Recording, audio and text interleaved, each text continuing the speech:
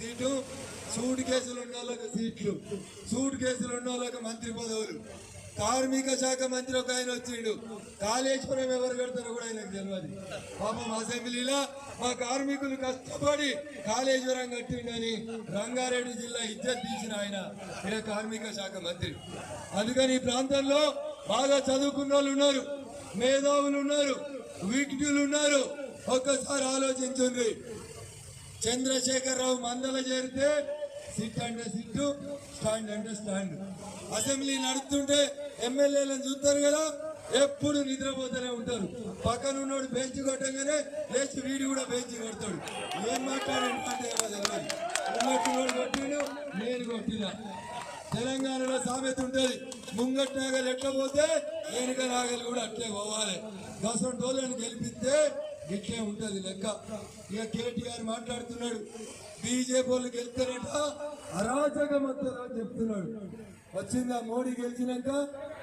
మోడీ గెలిచినాక అరాచకం వచ్చిందా? నువ్వు మీ అయ్య గెలిచినాక బైన్సాల్ అరాచకం వచ్చింది. ఎవడొచ్చింది? బైన్సాల్ వచ్చింది అరాచకం. ఏం పీకిరవని అడగాలనా వద్దా? ఏం లగన నువ్వు చదువుకున్నాడు ఇదేం భాష అనుకుంటున్నా? నేను అదే స్కూల్లో చదువుకొని వచ్చిన, నేను ఆ స్కూల్లోనే చదువుకొని వచ్చిన. కేసీఆర్ అనేటోడు ఈ రాష్ట్రానికి మొదటి పౌరుడైతే ఆయన కాంగ్రెస్ వాళ్ళని ఎన్ని తిట్టిండో ఒక్కసారి మీరు యాద్ చేసుకోవాలి. ఏమన్నాడు? పని చేయకపోతే సౌటలు అనాలన్నాడు, పని చేయనోని దద్దమ్మ అన్నాడు, పనికి మాలినోడు అన్నాడు, సన్నాసులు అన్నాడు. ఏం పీకుతున్నారు అని కూడా అడిగిండు. సార్ అడిగిండా? ఇలా మనం అదే అడగాలనా వద్దా? కేటీఆర్ కు మెడల్ దొడ్డైనా కాలేదా? తిరుగుతున్నాయా మెడలు? ఓట్ల కోసమట బీజేపీ పోయి కాళ్ళు మొక్కాలన్నట. వారి కేటీఆర్ నువ్వు దారు సలాం పోయి నువ్వు వాడిద్దరు ఓడికోళ్ళు కాళ్ళు మొక్కుతున్నారు పోయి అని చెప్పి మనం చెప్పాలి. నీ ల్యాప్టాప్ లో కనబడతలేరా? నిన్న బండి సంజయ్ మాట్లాడితే అంత ఎగురుతున్నాడు. రోహింగ్యా లేరు హైదరాబాద్ లో, రోహింగ్యా లేరు హైదరాబాద్ లో. జరంతగిరికి బాలాపూర్ అవతలుకోండి. మనకేమో 200 గజాల ప్లాట్ కొనుక్కుంటే తెలంగాణకి ముక్కు విండి ఎల్ఆర్ఎస్ కట్టుకుంటుండు అంటున్నాక, బిడ్డ పెళ్లి ఎత్తే కొడుకు పెళ్లి ఎత్తే ఎల్బీ నగర్ నుంచి ఇల్లు కట్టుకుందామని చుట్టుపక్కల ఊరోళ్ళు వచ్చి 200 గజాల చాక్ కొనుక్కుంటే 2 లక్షలు ఎల్ఆర్ఎస్ కట్టాలి. టీఆర్ఎస్ వాళ్ళకు లక్ష పట్టాలి, వాళ్ళ కప్పం కట్టాలి. సుధీర్ అన్న మనుషులు కూడా ఒక్క చెరువు కబ్జా పెట్టిరు, 2 చెరువులు కబ్జా పెట్టిరు. 16 ఎకరాలు ఉన్న చెరువులు 4 ఎకరాలకు వచ్చినాయి. మరి ఏం వాటా లేకపోతే మూసీ నదిని మంచిగా చేసుడు మళ్ళొచ్చినాక మాట్లాడుకుందాం. సుధీర్ రెడ్డి గారు, ఈ ఎల్బీ నగర్ లో కబ్జా గురైనటువంటి చెరువులను కాపాడుతుంటే నువ్వు టీఆర్ఎస్ లో చేరినావు తప్ప మూసీ లేదు, శుద్ధి లేదు, పరిశుద్ధం అంతకంటే లేదు. అందుకని ఒక్కసారి ఆలోచించాలి. తెలంగాణోడు జై తెలంగాణ అంటేనేమో ఎల్ఆర్ఎస్ కట్టాలి. వాడిని మయన్మార్కి వెళ్ళన్నీరు, బంగ్లాదేశ్కి వెళ్ళన్నీరు, వెస్ట్ బెంగాల్కి వెళ్ళంటే వాడు వచ్చి హైదరాబాద్ లో ఉంటాడు. వాడి పేరు రోహింగ్యా. ఒక వకీలుగా మాట్లాడుతున్నా, కానూన్ తెలిసినోడిగా మాట్లాడుతున్నా.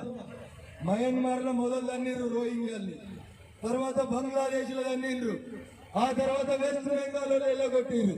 వీళ్ళు వచ్చి ఏడున్నారు? హైదరాబాద్ లో ఉన్నారు. భాగ్యనగరాన్ని పాత బస్తీ చేసిరు, భాగ్యనగరాన్ని అభాగ్యనగరంగా మారుస్తుండ్రు రోహింగ్యాలు. ఇనొచ్చిందా కేటీఆర్? మళ్ళా చెప్పమంటే వనస్థలిపురం చౌరస్తాకి. బీజేపీ ఎవరికి కాలు మొక్కాడు, బీజేపీ ఎవరికి భయపడ్డాడు. దేశం కోసం, ధర్మం కోసం నిన్ను మీ నాయనను భరించలేక బగాయిస్తామని చెప్పాలి.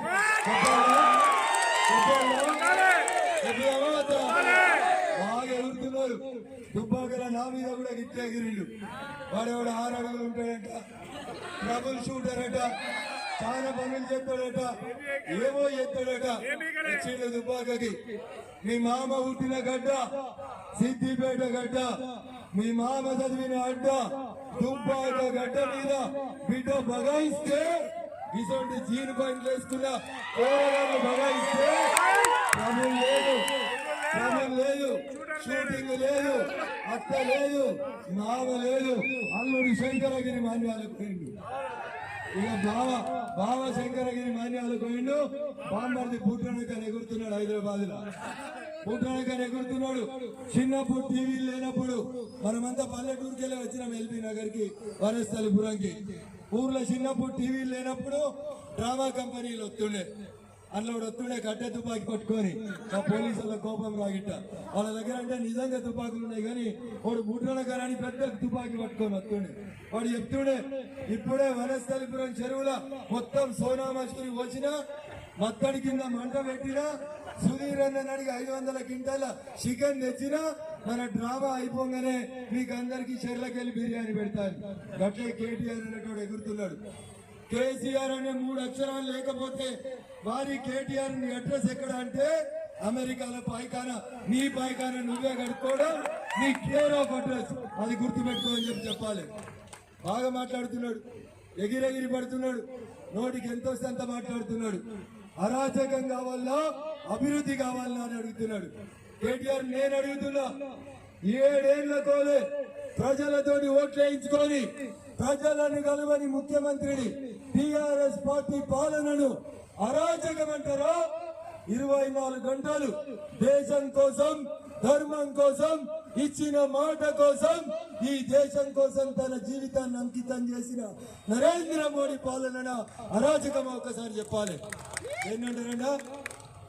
ఏం చేస్తాడో తెలియదు కేసీఆర్, ఎవరిని కలుతాడో తెలియదు, ఎప్పుడు ప్రగతి భవన్ ఉంటాడో తెలియదు, ఎప్పుడు ఫామ్ హౌస్ పోతాడో తెలియదు, ఎప్పుడు దావతులు నడతాయో తెలియదు, ఎప్పుడు గ్లాసులు గలగల అంటాయో తెలియదు.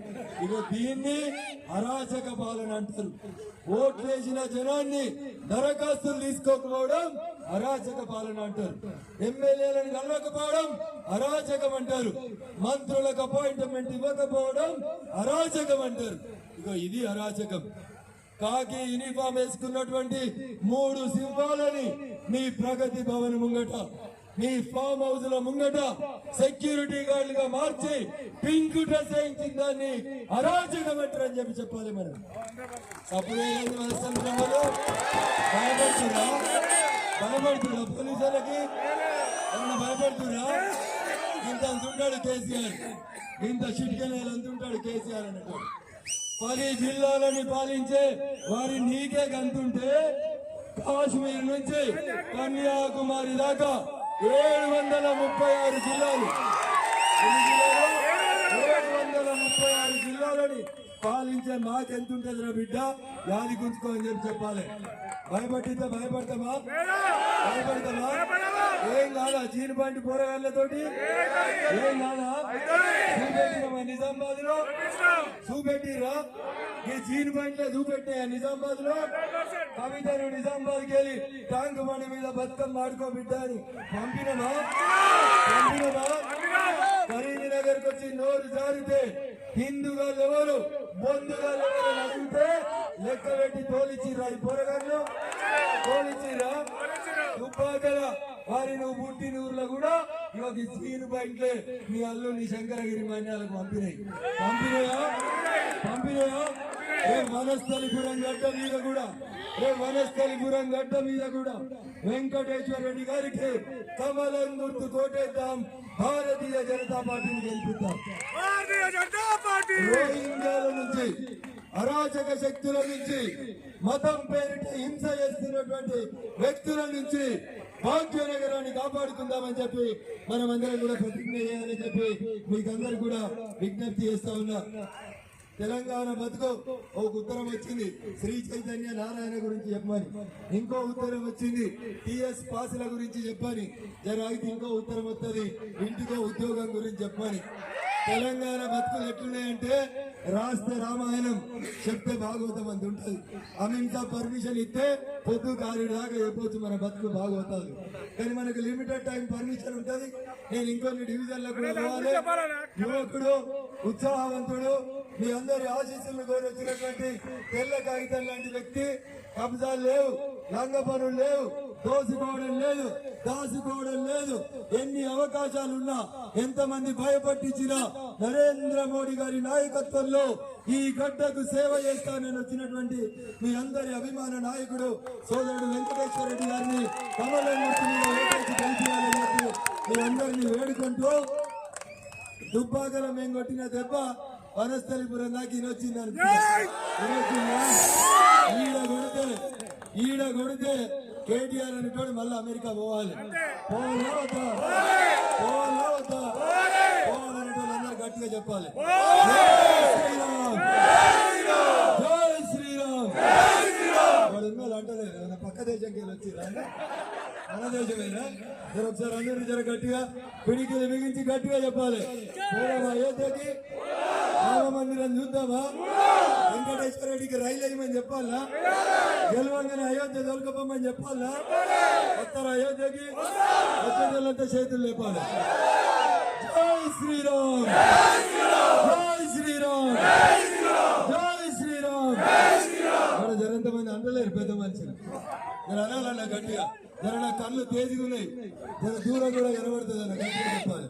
నరేంద్ర మోడీ గారి నాయకత్వం, నరేంద్ర మోడీ గారి నాయకత్వం. కమలం గుర్తుకే, కమలం గుర్తుకే, కమలం గుర్తుకే. నరేంద్ర మోడీ గారి నాయకత్వం, నరేంద్ర మోడీ గారి నాయకత్వం. అన్న అంటలేని వాళ్ళందరినీ చూసుకొని పోతున్నా. మూతికి బట్ట పేగలు ఉన్నాయి, సప్పుడు వస్తలేదని ఊకుంటున్నా. జర గట్టిగా చెప్పొద్దు. కేసీఆర్ ఏం చెప్పిండు అసెంబ్లీలో? అదేదో గోలి ఇస్తా అన్నాడు. వచ్చిందా గోలి? రోగం అయితే వచ్చింది, మూతి గడ్డం బట్ట పేగులు అయితే వచ్చినాయి. పారాసిటమాల్ గోలి అయితే దొరుకుతలేదు. దొరికిందా? జర గట్టిగా చేతులు ఉన్న వాళ్ళందరూ ఒక్కసారి జై శ్రీరామ్, జై శ్రీరామ్. పోయిందా మామూలు దాకా? సార్ ఇప్పుడే ఏరిండు, యాటలు కోస్తున్నాడు. ఇక యాటలు కోతుడు మొదలైంది. ఇక అందుకని గట్టిగా అందరూ వెంకటేశ్వర రెడ్డి గారిని గెలిపించాలని కోరుకుంటూ సెలవు తీసుకుంటా ఉన్నాను. జై హింద్, జై భారత్.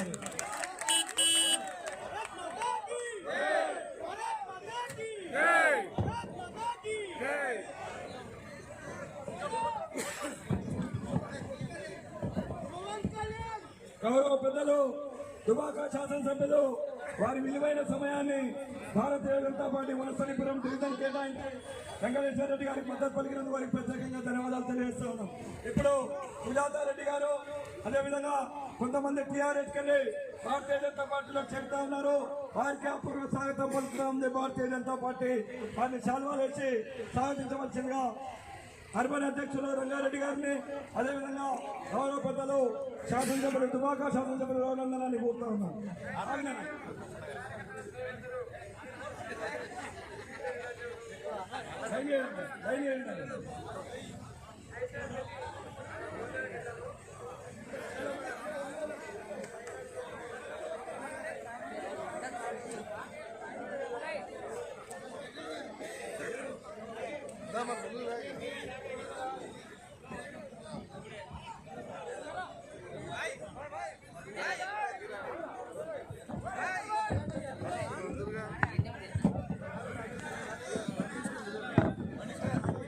మిత్రులు, జనసేన పార్టీకి సంబంధించినటువంటి కొంతమంది మిత్రులు వనస్థలిపురం డివిజన్ లో భారతీయ జనతా పార్టీ అభ్యర్థి వెంకటేశ్వర రెడ్డి గారికి మద్దతు తెలపడానికి ఇక్కడికి విచ్చేసినటువంటి జనసేన సైనికులకి, పవన్ కళ్యాణ్ అభిమానులకు అందరికీ కూడా హృదయపూర్వక స్వాగత సుమాంజలు తెలియజేస్తూ అభ్యర్థి వెంకటేశ్వర రెడ్డి గారిని పూలమాలతో సత్కరించాల్సిందిగా సోదరుని కోరుతా ఉన్నాను.